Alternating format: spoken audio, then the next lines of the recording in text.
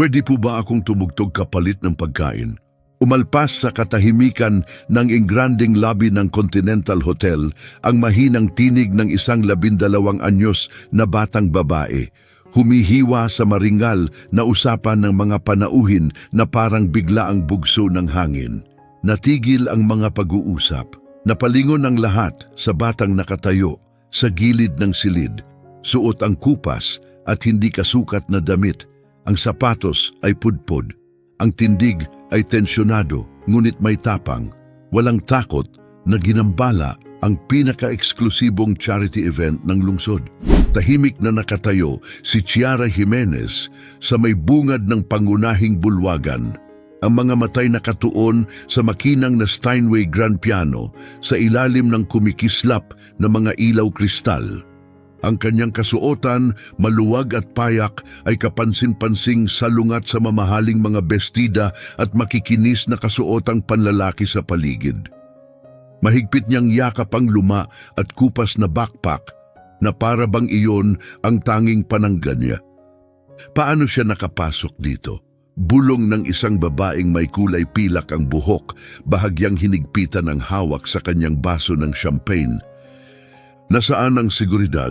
Singhal naman ng isa pa, ang event ay para sa mga kabataang kapuspalad, isang bagay na hindi nakaligtas sa pansin ni Chiara.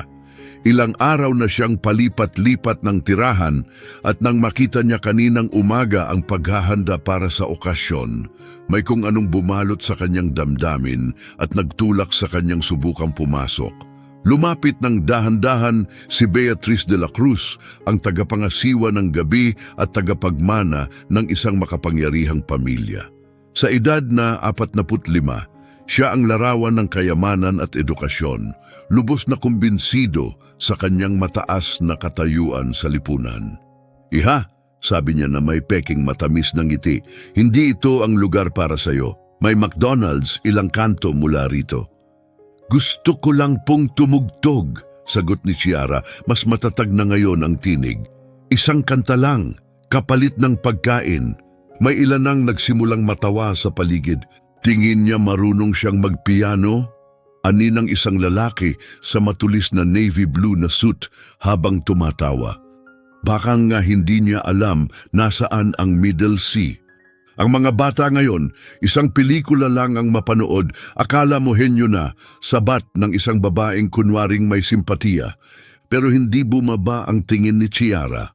May kakaiba sa kanyang tindig, tahimik pero matatag, na tila hindi tugma sa kanyang kalagayan. Para bang may lihim siyang taglay na hindi maunawaan ng sinuman sa silid. Sa likurang bahagi ng bulwagan, nakamasid si Doktor Alberto Herrera, isang kilalang pianist at hurado sa mga kompetisyon. Napansin niya kung paano tumingin ang bata sa piano, hindi lamang may paghanga, kundi may malalim na pag-unawa, isang koneksyon, isang bagay na bihira niyang makita kahit sa pinakamahusay niyang mga estudyante. "Beatrice," marahang sabi niya habang lumalapit, "siguro dapat natin siyang hayaan. Hindi ba't ang gabi na ito ay para bigyan ng pagkakataon ng mga batang may talento?" Tumawa si Beatrice, matalim at mapanukso ang tunog. "Naku Alberto, tingnan mo naman siya. Ang mga batang katulad niyan, hindi yan tinuturuan magpiano. Hindi yan posible." Hindi nila alam, lumaki si Chiara na napapalibutan ng musika. Ang kanyang lola, isang mahusay na pianist na hindi kailanman nabigyan ng pagkilala dahil sa pagiging mahirap, ang naging tanging guro niya. Nang bawian ng buhay ang kanyang lola at mailipat siya sa foster care, bit-bit niya ang kirot ng pagkawala at ang di pa niya lubusang nauunawang galing sa musika. Sa mundong tanging kahirapan lang ang nakikita sa kanya, tumindig si Chiara bilang isang taong nakaranas ng tunay na hirap at nakahanap ng katahimikan sa tunog ng sarili niyang imahinasyong tugtugin. Bahagyang gumalaw ang kanyang mga daliri, tila tumutugtog ng hindi nakikitang piyesa, isang maliit na gawi na nakatulong sa kanya sa pinakamatitinding panahon. Kung ang kwentong ito ng tapang at pag-asa ay tumimo sa puso mo, Huwag kalimutang i-follow ang channel para malaman kung paano ang isang simpleng tanong ay pipigil sa isang mapanghusgang karamihan at magpapakita ng isang talento na babaligtad sa kanilang paniniwala tungkol sa tunay na potensyal. Nag-cruise ang mga braso ni Beatrice at pumukaw ng atensyon ang kanyang pakutyang tawa. Para bang isang nakakatawang biro lang ang narinig niya. Sige iha, ani niya, bawat salita'y puno ng pangungutya. Kung ipagpipilitan mo, gumawa tayo ng kasunduan. Pwede kang tumugtog, pero ayon sa mga patakaran ko, napatutok ang lahat, ramdam ang tensyon at eksenang parating. Mahilig si Beatrice sa spotlight, lalo na kapag maaari siyang magkunwaring mapagbigay sa harap ng ibang elitista. Una, sabi niya, itinaas ang isa niyang perpektong ginupit na daliri. Iisa lang ang piyesang tutugtugin mo at kami ang mamimili. Ikalawa, dagdag niya saglit na tumigil para sa epekto. Kapag mahusay ang tugtog mo, ako mismo ang magpapakain sa iyo ng buong hapunan. Pero ang boses niya ay lumakas habang may mapanuyang ngiti. Kapag pumalpak ka, gaya ng alam nating lahat na mangyayari, lalabas ka agad at huwag ka nang babalik pa para istorbohin ang mga matinong tao. Grabe naman, bulong ng isang matandang babae sa likod, pero nalunod ang tinig niya sa tawanan at panlalait ng karamihan. Hindi kumilos si Chiara, ang mga matay nakatitig pa rin sa piano. Sa kaloob-looban niya may gumalaw, isang alaala na sumanib sa kasalukuyan. Halos marinig niya ang malambot at mainit na tinig ng kanyang Lola Rosa. Kapag sinusubukan kanilang maliitin, hayaan mong musika ang magsalita para sa iyo, mahal ko. Hindi nagsisinungaling ang musika. Wala siyang pakialam kung sino ka. Tinatanggap ko, sabi ni Chiara, kalmado at buo ang loob ng kanyang tinig. Matalim ang pagtingin ni Dr. Herrera sa kanya, halatang nahuhumaling. May kakaiba sa paraan ng pagtindig ng bata, sa pagtingin nito sa piano, may kung anong gumising sa kanya. Sa 3 dekadang paghusga ng mga pianist, natutunan niyang kilalanin ang tunay na kahusayan. At ang batang ito, nakatayo mag-isa sa gitna ng malamig na tingin, ay biglang nagpakita ng ganoong kislap. Napakaganda! Palakpak ni Beatrice habang lalong lumalapad ang ngiti. Ngayon, pumili na tayo ng piyesa. Anya, tumingin sa paligid para maghanap ng pinakamahirap at nakakahiya na kantang maiisip niya. Napako ang kanyang tingin kay Ricardo Ortega, isang bar pianist na kilala hindi sa galing kundi sa pagiging masigla. Ricardo, mahal, malambing na tawag ni Beatrice, ano sa tingin mo ang magandang piyesa para sa ating munting manunugtog? Ngumiti si Ricardo, halatang aliw sa sitwasyon. Bakit hindi For Elise ni Beethoven? Sagot niya. Yan ang unang tinutugtog ng lahat sa tuwing humahawak ng piano. Kung may alam man siya, dapat kayanin niya yan, dagdag pa niya. Tumawa ang karamihan. Bagamat madalas ituring na piyesa para sa baguhan, alam ng mga tunay na pianist kung gaano kahirap itong tugtugin ng perpekto. Hindi sapat ang malaman ng mga nota. Kailangan nito ng banayad na haplos, ganap na kontrol at tao ng pagsasanay. Perpektong patibong ito. Kung alam lang ni Chiara ang kaunti, madali siyang magkakamali. Kung wala siyang alam, baka hindi siya makapagsimula. Mainam na pagpili, palakpak ni Beatrice. Kahit sinong batang nakaisang aralin lang sa piano, alam na yan, kaya kung pumalpak siya, wala siyang palusot.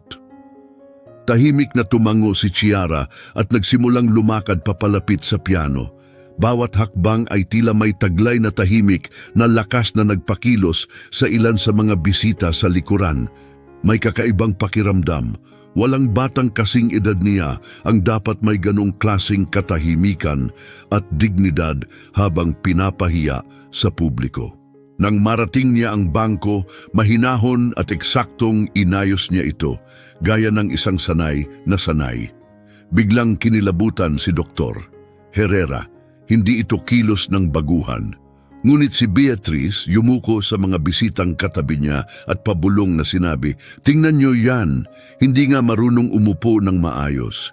Hindi pa yan siguro nakakakita ng tunay na piano." Pero kabaligtaran ang napansin ni Dr. Herrera. Ang paraan ng pag-aayos ng bangko, ang tuwid na likod ni Chiara, ang elegante at tamang posisyon ng kanyang mga kamay sa ibabaw ng mga tekla, pawang palatandaan ng malalim na pagsasanay. Habang umuupo si Chiara, bumalik sa kanya ang mga alaala na parang rumaragas ang baha. Ang kanyang lola, si Rosa Jimenez, ay isa sa mga unang pianistang mula sa mahirap na pamilya na nagtangkang makapasok sa City Conservatory noong dekada 60. Bagamat hindi matatawaran ang kanyang galing, nanatiling sarado ang pinto sa kanya dahil lamang sa kakulangan sa yaman at koneksyon. Sa halip, nagturo si Rosa ng musika sa mga batang kapitbahay mula sa kanilang simpleng tahanan gamit ang isang lumang upright piano na nagsilbing pintuan sa mundo ng klasikong musika. Ang musika ay wika ng buong mundo, Chiara, madalas sabihin ni Rosa, habang marahang ginagabayan ang munting mga daliri ng apo sa tekla. Kapag galing sa puso ang tugtog mo, naririnig ito ng kaluluwa, hindi ng mata. Ginugol ni Chiara ang napakaraming oras sa lumang piano na iyon, natutunan hindi lang ang teknik, kundi kung paano ibuhos ang damdamin sa bawat nota.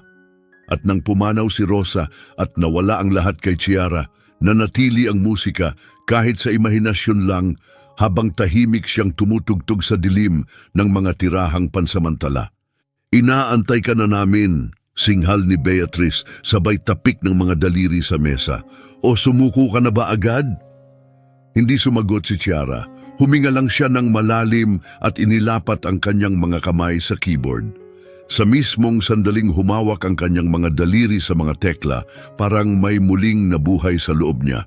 Matagal na siyang hindi nakakatugtog ng totoong instrumento at ngayong muli niyang naramdaman ito, parang may nawawala sa kanya na biglang bumalik. Tumunog ang unang nota, malinaw, dalisay at puno ng kontrol, na bigla ang lahat.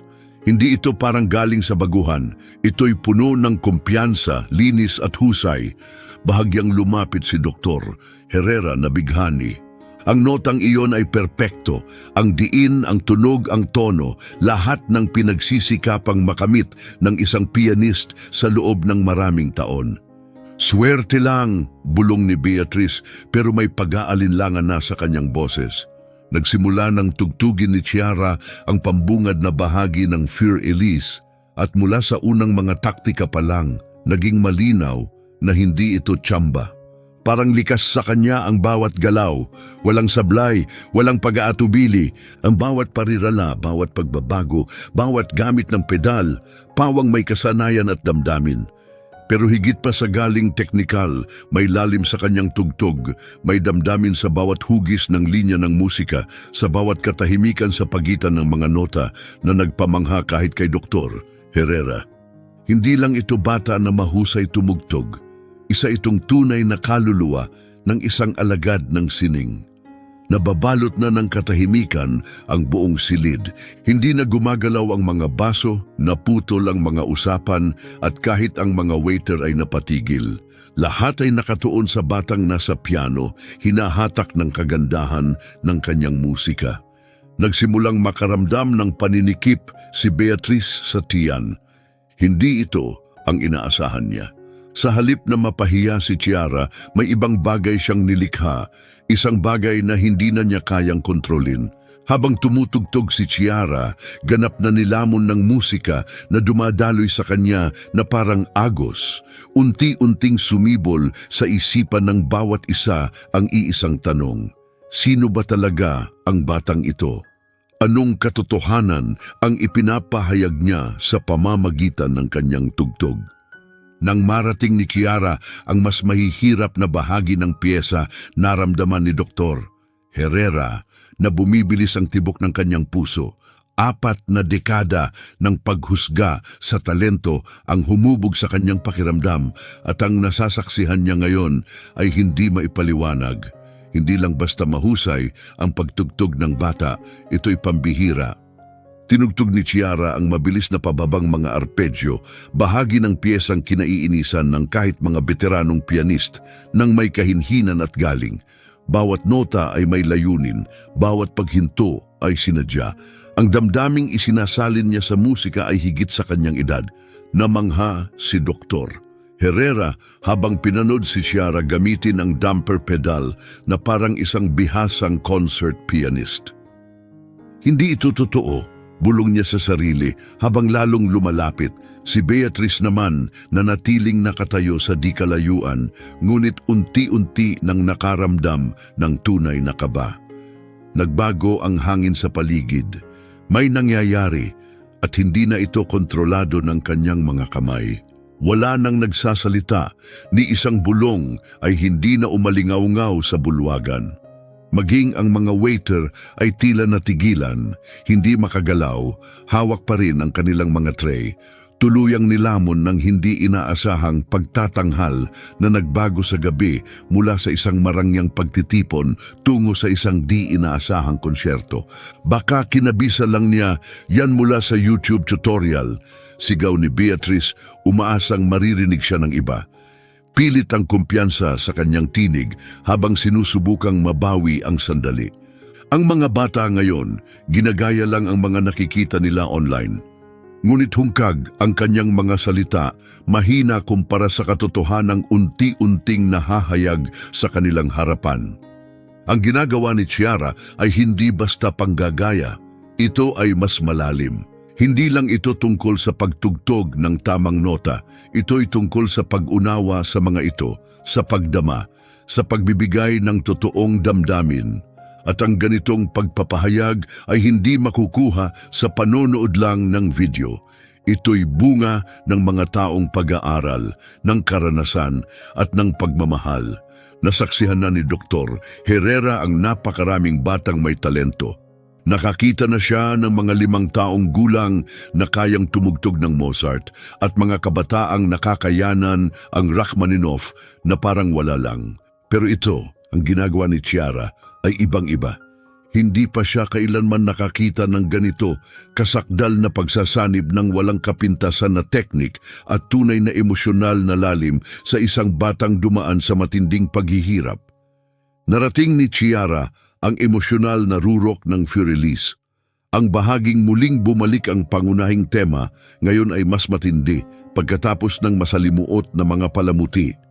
Lumilipad ang kanyang mga daliri sa ibabaw ng mga tekla ng parang likas, na para bang libu-libong oras na ng pagsasanay ang ginugol niya. Walang paraan para mapeke ang ganong klaseng ugnayan sa isang instrumento. Makakamit mo lang ito sa pamamagitan ng panahon, pagsisikap at debosyon. Habang dinadala siya ng musika, dumaloy din ang mga alaala kay Chiara. Parang tahimik na agos sa ilalim ng ibabaw. Halos marinig niya muli ang mainit at matatag na tinig ng kanyang lola, si Rosa. Ang musika, anak, hindi lang tungkol sa tamang mga nota, tungkol yan sa pagkuwento ng istoryang ikaw lang ang makakapagsabi. Hindi lang guro si Rosa, isa siyang tagapagbukas ng pananaw. Siya ang unang nakakita ng kakaibang kakayahan sa maliliit na daliri ni Chiara bago pa man ang iba. Ipinanganak noong 1940, lumaki si Rosa sa panahong isinara ang mga konserbatoryo at pangunahing entablado para sa mga taong walang pera o koneksyon. Ilang beses siyang sinarhan ng pinto, gaano man kahusay ang kanyang talento, kaya siya mismo ang nagbukas ng mga pinto. Ginawa niyang sagradong tahanan ang kanyang maliit na bahay kung saan natutuklasan ng mga batang kapitbahay na ang klasikal na musika ay para rin sa kanila. Sasabihin nila sa iyong hindi para sa ating uri ang mundong to. Madalas niyang sambitin habang inaayos ang pagkakaupo ni Chiara sa piano bench. Yung walang tamang apelyido, walang koneksyon o yaman. Pero anak, ang musika, hindi yan namimili ng pinanggalingan. Totoo lang ang sinasabi niyan. Sa unang 8 taon ng kanyang buhay, hindi lang mga nota at galaw ng daliri ang natutunan ni Chiara. Isinapuso niya ang espiritu ng musika ng kanyang lola. Ang paniniwalang bawat kompositor ay may natatanging mensahe. Si Chopin ay umaawit ng pananabik, si Beethoven ay kumukulog ng pakikibaka at tagumpay, si Mozart ay kumikislap ng masiglang tuwa. Pero higit sa lahat, itinuro ni Rosa sa kanya na ang kanyang sariling boses ay mahalaga rin. Pagkatapos, biglang pumanaw si Rosa dahil sa atake sa puso at gumuho ang mundo ni Chiara. Nawala ang pamilya niya, ang kanyang tahanan, ang kanyang piano at ang musikang nagbibigay saysay sa kanyang buhay. Dinala siya ng foster care sa lugar na malayo sa lahat ng minahal niya. Sa loob ng 4 na taon, ang tanging piano niya ay ang kanyang isipan, mga imahinaryong tekla na tinutugtog niya sa malamig na katahimikan ng mga shelter. Pero ngayon, sa kakaibang ginintuang sandaling ito sa Continental Hotel, lahat ay bumalik. Bawat leksyon, bawat pagwawasto, bawat bulong ng pagmamahal at paghikayat mula kay Rosa ay dumaloy muli sa kanyang mga daliri, parang ilog na muling nakahanap ng daan pauwi. Namangha si Dr. Herrera habang pinapanood si Chiara na nilalapitan ang huling bahagi ng piyesa. Ang paraan ng kanyang pagkokontrol sa pagbabago ng lakas ng tunog mula sa pinakamahinang pianissimo tungo sa buo at masaganang crescendo tapos bumalik muli sa banayad na alaala ng pambungad ay nagpapakita ng lalim ng pagkaunawa sa musika na inaabot ng mga veteranong manunugtog sa loob ng ilang dekada. Nakikita mo ba ito? Bulong ni Dr. Herrera sa kasamahang propesor ng piano. Ang batang ito, hindi lang siya may talento, iba siya, isang pambihirang nilalang. Si Beatriz de la Cruz ay unti-unting nawawala ng kumpiyansa. Lahat ng kanyang isinakatuparan ang malupit na laro upang mapahiya ang isang batang gutom ay bumaliktad. Sa halip na patunayan ang kanyang pagiging tama, si Chiara ang nagpapakita sa buong silid kung gaano sila lahat nagkamali. Kung gaano siya nagkamali. Isa lang itong panlilinlang, bulong ni Beatriz sa maliit na grupo sa tabi niya. Imposibleng natutunan niya yan mag-isa, siguradong nagkaroon siya ng mamahaling private lessons. Ngunit kahit lumabas sa kanyang bibig ang mga salitang iyon, hindi na siya mismo naniniwala. Ang nakita niya, ang paraan ng pagtugtog ni Chiara, ang damdaming isinaboy niya sa bawat nota, ay hindi isang bagay na mabibili ng pera. Hindi lang basta magaling ang batang ito. Tumutugtog siya gamit ang puso, pusong hinubog ng karanasan, ng sakit, ng pagmamahal. May lalim ang kanyang pagtugtog na hindi kayang ituro ng marangyang pagpapalaki. Narating na ni Chiara ang huling bahagi ng Für Elise. Ang mga huling chord ay sobrang banayad, sobrang eksakto ang tiyempo, kaya marami ang napigil ang hininga, ayaw gambalain ang mahika. At nang tuluyang mawala sa hangin ng huling nota na natiling nakalutang ang kamay ni Chiara sa ibabaw ng mga tekla, parang ayaw niyang tapusin ang koneksyon sa piano. Dahan-dahan, humarap siya sa tahimik na silid. Wala na ang batang nahiyang humingi ng pagkain sa may pintuan. Ang nasa harapan nila ngayon ay isang batang alagad ng sining na inangkin ang kanyang lugar sa mundo sa pamamagitan ng musika, isang wikang nauunawaan ng lahat.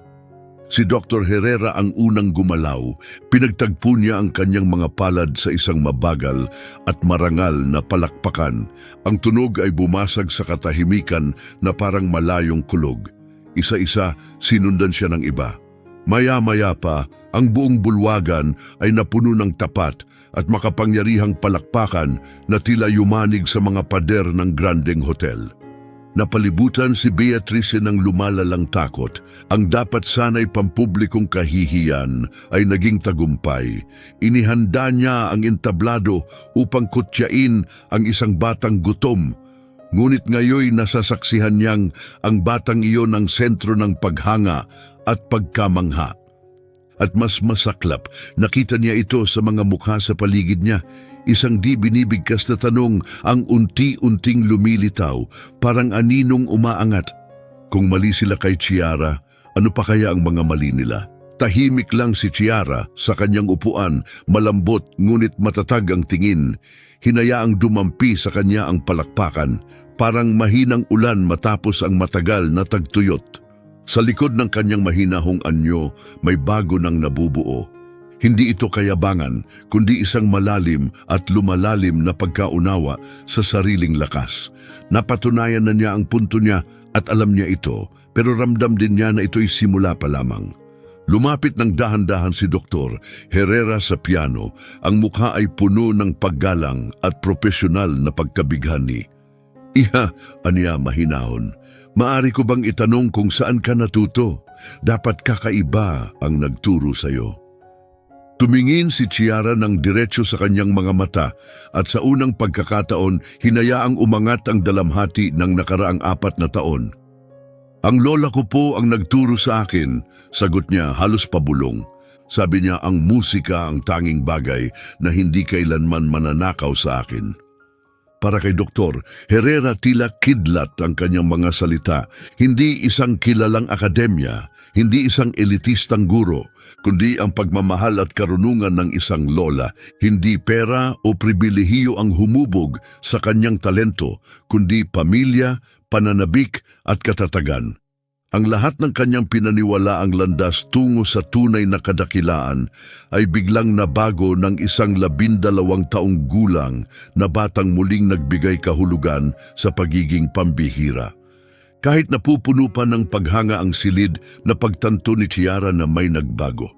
Tumawid na siya sa isang punto kung saan wala nang balikan. Hindi na siya pwedeng ituring lang bilang isang batang desperado sa pagkain. Naipakita na ng kanyang musika kung sino siya, ang kanyang lalim, ang kanyang katotohanan. At ngayon, habang nakatuon sa kanya ang lahat ng mata, kailangan na niyang pumili. Tatanggapin ba niya ng buo ang liwanag at ipakita sa mundo kung gaano kalakas ang isang walang pangalan na may bit-bit na mga pangarap ng maraming henerasyong hindi narinig? Lumapit pa si Dr. Herrera, ngayon ay mas may paggalang kaysa pagkamausisa, para bang lumalapit sa isang bagay na sagrado. Iha, sabi niya, bahagyang nanginginig ang boses, may isang mahalagang tanong akong kailangang itanong. Ano ang buong pangalan mo? Chiara Jimenez, sagot niya, walang pag-aalinlangan, tangan pa rin ang parehong panatag na tindig na taglay niya buong gabi. Pagkarinig nito, tila natigilan si Dr. Herrera. Lumaki ang kanyang mga mata, bahagya siyang umatras, labis na nabigla. Jimenez, Rosa Jimenez, apo ka ba niya? Tahimik na tumango si Chiara at tinakpan ni Dr. Herrera ang mukha gamit ang 2 kamay. Diyos ko, bulong niya. Si Rosa Jimenez ang isa sa pinakadakilang pianistang nakita ng bansang ito. Karapat-dapat sana siyang tumugtog sa pinakamalalaking entablado ng mundo. Ngunit naputol ang kanyang tinig, puno ng luma, ngunit sariwang lungkot. Tinanggihan siya ng mundo dahil hindi siya galing sa yaman o katayuan. Si Beatrice, nananatili pa rin sa malapit, ay napakunot ang noo at lumapit, halatang nababalisa. Alberto, ano bang sinasabi mo? ¿Quién es Rosa Jimenez? Humarap si Dr. Herrera sa kanya, ang mukha ay halong gulat at pagkadismaya. Beatrice, sabi niya nang may di makapaniwala, si Rosa Jimenez ay isang alamat, isang maestro ng piano na isinara ang pinto sa mga konserbatoryo at concert hall dahil lang wala siyang pera o tamang pinanggalingan.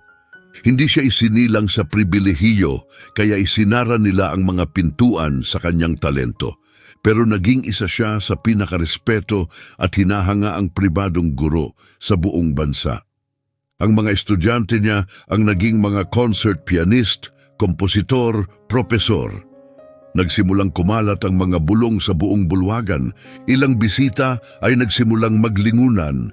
Ang ilan ay tila naaalala Ang pangalan mula sa mga lupon ng musika o mula sa mga kwento noon sa mga konserbatoryo. Si Rosa Jimenez ay kilala bilang isang guro na hindi lang nagtuturo ng musika, kundi humuhubog ng mga tunay na alagad ng sining. Ginagawa niyang katalinuhan ang dedikasyon, ngunit nangyari iyon maraming dekada na ang nakalipas. Kahit totoo man yan, mabilis na sabi ni Beatrice, naging depensibo ang kanyang tono. Hindi nito binabago ang katotohanang ang batang ito ay basta na lang pumasok mula sa lansangan, humihingi ng pagkain sa isang pribadong okasyon. Doon na tumayo si Chiara mula sa bangko. Sa unang pagkakataon ngayong gabi, binitawan niya ang tahimik at may pag-aalalang tindig na kanyang bitbit. Tumindig siya ng tuwid, taglay ang isang kalmadong dignidad na nagpaatras sa ilan sa mga bisita nang hindi nila namamalayan. Hindi na siya humihingi, siya na ngayon ang may hawak ng sandali. Ginang de la Cruz, sabi ni Chiara, malinaw at matatag ang tinig. Tama po kayo sa isang bagay, hindi ko dapat narito ngayong gabi. Tumigil siya sandali, hinayaang lumalim ang katahimikan. Dapat nasa New York ako, sa Carnegie Hall. May resital ako roon sa susunod na linggo. Biglang natahimik ang buong silid, para bang sabay-sabay silang napigil ang paghinga. Ako po, si Chiara Jimenez, pagpapatuloy niya, at ako ang pinakabatang classical pianist na tinanggap sa Juilliard Young Artists Program. Ako rin po ang kasalukuyang pambansang kampyon sa classical piano sa ilalim ng edad 15. Muling tumigil si Chiara, hinayaan ang bawat salita na lumubog sa isipan ng mga naroroon. Hindi po ako pumasok dito ngayong gabi dahil kailangan ko ng pagkain o limos. Hindi yun ang dahilan kung bakit ako narito. Lumiwanag ang mga mata ni Dr. Herrera habang biglang nagsanib ang mga piraso ng palaisipan sa kanyang isipan. Yung dokumentaryo, bulong niya, ikaw yung gumagawa niyon. Tumango si Chiara. Oo, nakikipagtulungan po ako sa PBS para sa isang dokumentaryo tungkol sa pagkiling at ang pag-access sa sining. Hiningi ng aking producer na dumalo ako sa mga fundraising events tulad nito na kabihis bilang batang nangangailangan upang makita kung paano talaga tratuhin ng mga may kapangyarihan ang mga taong sinasabi nilang tinutulungan nila. Isang kolektibong buntong hininga ang lumipad sa silid. Parang kidlat ang epekto ng kanyang mga salita. Namutla ang mukha ni Beatrice. Ibig mong sabihin, kinukunan mo kami ng video. Kalma ang tango ni Chiara. Oo, lahat ng nangyari ngayong gabi ay naitala, audio at video, high definition, maingat ang pagkakabit. Bawat salita, bawat reaksyon, dokumentado. Nagpanik ang mukha ni Beatrice. Napalingalinga siya, hinahanap ang mga kamera o anumang palatandaan na isa lang itong biro. Illegal to, sigaw niya. Hindi mo pwedeng basta-basta kunan ng video ang mga tao nang walang pahintulot. Sa totoo lang, sabat ni Dr. Herrera, malamig ang tinig na may halong kasiyahan. Nagbigay ka ng pahintulot noong bumili ka ng ticket para sa event na ito, pumirma ka sa release form. Naka-indicate doon na maaaring i-film ang okasyon para sa edukasyonal o dokumentaryong layunin. Nasa fine print mismo, ngumiti si Dr. Herrera, tuyong ngiti ngunit puno ng kaalaman. Wala namang nagbabasa ng fine print, hindi ba? Sa paligid biglang tumaas ang tensyon. May ilan nang nagsimula ng magbulungan. Ang iba'y dali-daling kinukuha ang cellphone upang silipin ang kanilang digital ticket at hanapin ang sinasabi. Parang alon ng pagkalat ng takot sa buong silid. Ang unang bahagi ng dokumentaryo, pagpapatuloy ni Chiara, mahinahon pa rin sa kabila ng lumalakas na kaguluhan.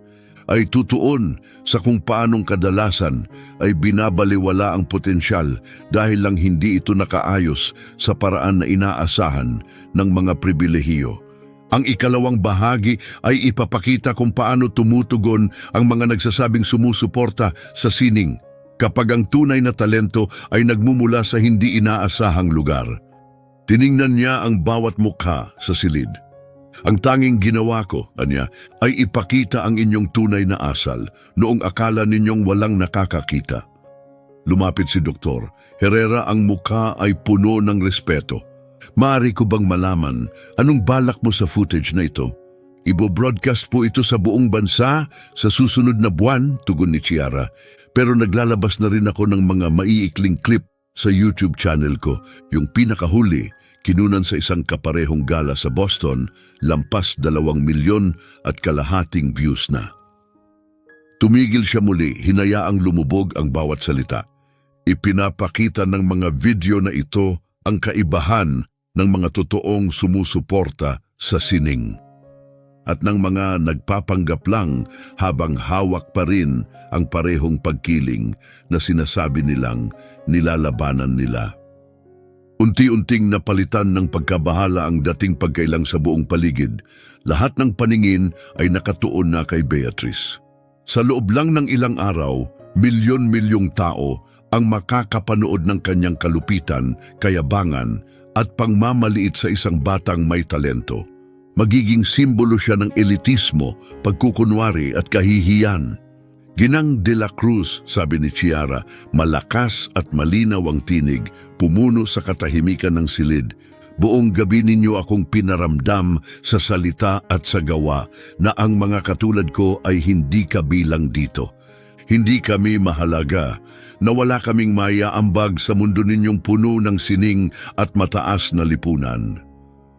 Lalo pang tumatag ang kanyang tono, pero simula bukas, buong mundo na ang makakaalam kung sino talaga kayo. Tinangkang magsalita ni Beatrice. Bumuka ang kanyang bibig, ngunit walang salitang lumabas. Ang bigat ng kahihiyan at ang matinding pagkaunawa sa kung ano ang paparating ay nagpatahimik sa kanya. Tila pinatigil ang lahat ng kanyang kilos. Lumingon si Doktor. Herrera, pinagmamasdan ang iba.